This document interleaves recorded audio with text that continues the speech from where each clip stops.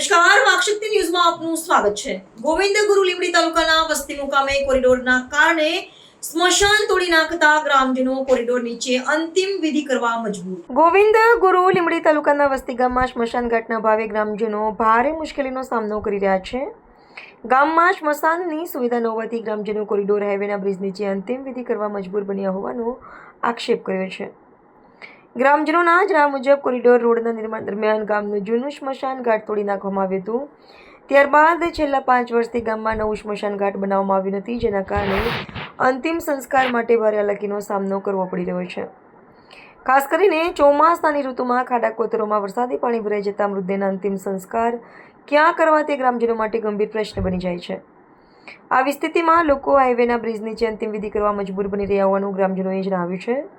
ગ્રામજનોના જણાવ્યા મુજબ છેલ્લા 4 વર્ષથી તંત્ર અને કોરિડોર હાઈવે ઓથોરિટી સમક્ષ અનેક વખત નવા સ્મશાન ઘાટની માંગ સાથે રજૂઆત કરવામાં આવી છે।